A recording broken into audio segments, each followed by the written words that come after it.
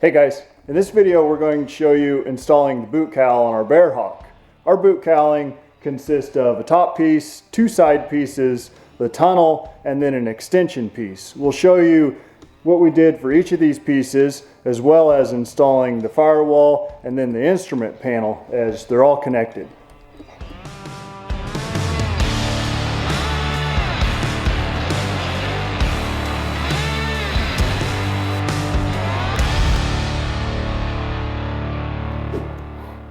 Alright, so we started by attaching the firewall. To do this, we first reamed the holes in the fuselage for the engine mount bolts. Our firewall came with holes marking the location of the top left and right engine mount holes already drilled. So we put the firewall in place with these two reference holes and marked the location of the other engine mount holes before drilling them out. Next, we put the firewall on with bolts in the 5 engine mount holes and drilled holes through the mounting tabs. I did this from the inside with my brother holding a block of wood on the front side, drilling through the tab and the firewall at the same time. Next up was the instrument panel. I started by making room for where my front fuel lines passed by the instrument panel. Then I clamped it in place and drilled through the mounting tabs and the lower lip of the instrument panel.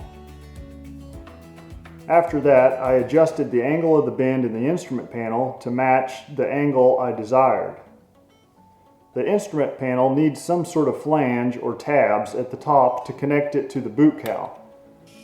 I started by drilling holes around the top of the instrument panel.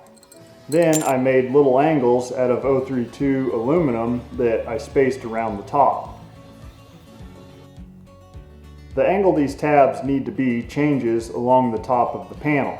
So I rested a straight edge on the panel and the firewall flange and then adjusted each one individually as I worked my way around. The angle pieces I made needed the top edges cut off in the areas where the curves of the panel were significant. Next, we installed the top boot cowling piece. We marked and cut away material where the cabanes penetrate this piece. Once we were satisfied with the fit, we clamped it in place and drilled holes into the firewall flange and the angle pieces we put on the instrument panel.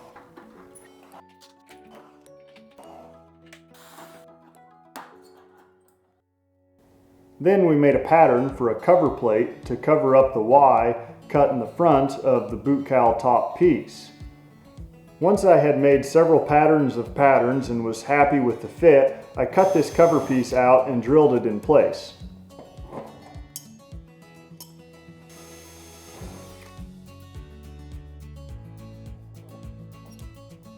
Next, we made this lower cowling extension piece. The shock struts penetrate this piece, and when the springs are compressed, the shock struts pivot outward and forward. This needs to be accounted for when cutting out an area for the shock struts. Luckily, Bearhawk builder Bruce Case made some nice CAD drawings of ceiling plates for this area that I used as a pattern, and it took the guesswork out of it. This design has a cover that fastens to the lower boot cowl extension pieces with a piece of thin rubber sandwiched between. I cut everything out, but I'll wait to install them after paint and when the gear is off. Once the area for the shock struts was cut out, I drilled the extension piece in place. Next was fitting the tunnel. I first clamped it in place and marked and cut the front.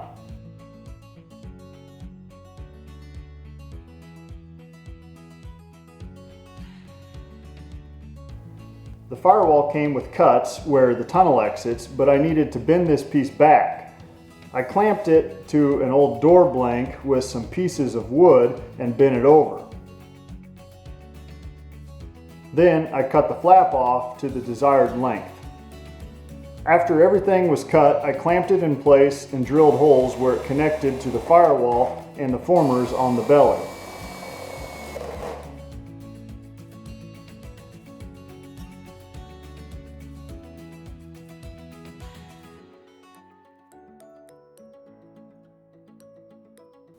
Next up was the boot cowl sides.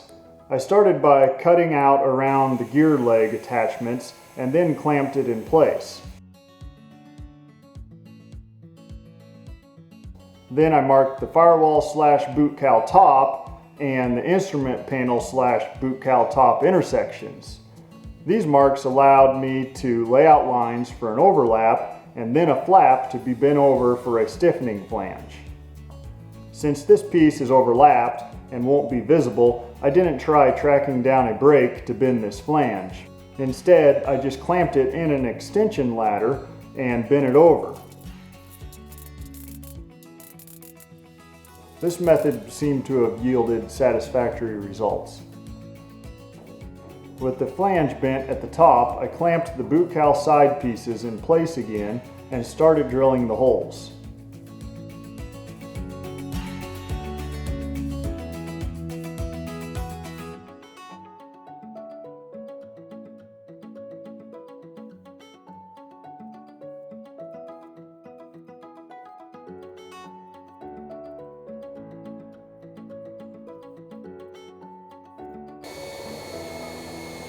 I bent up the piece that passes between the gear leg attachment points in place by working a piece of wood back and forth, and then attached it to the extension piece installed previously. After that, I marked all the pieces that needed to be trimmed and started cutting everything to final size. My cuts are pretty crude, so I spent a lot of time filing and sanding.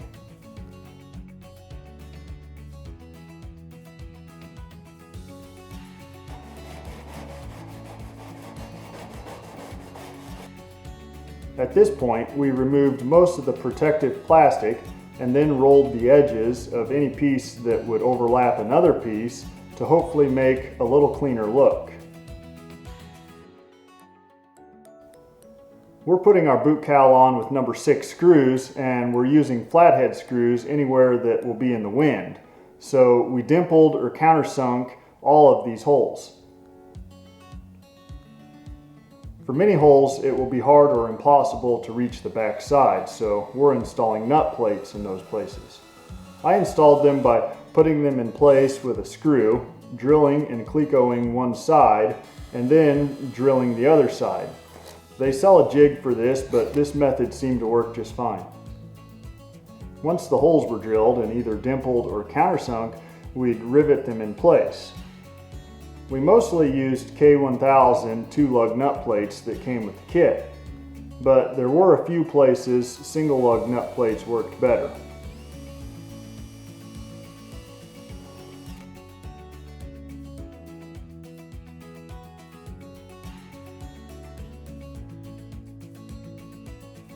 After everything was drilled out to final size, then dimpled or countersunk, and all the nut plates were installed, we put it all together.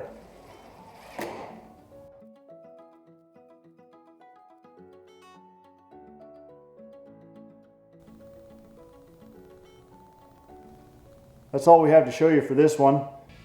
It's clear to me now that somebody with more sheet metal experience would have done the boot cowling a lot quicker than we did, and the end result probably would have looked better too. But I still really enjoyed this part of the build, probably because the visual progress was so significant. But it was overall a lot of fun, I thought. But anyways, we'll see you guys in the next one.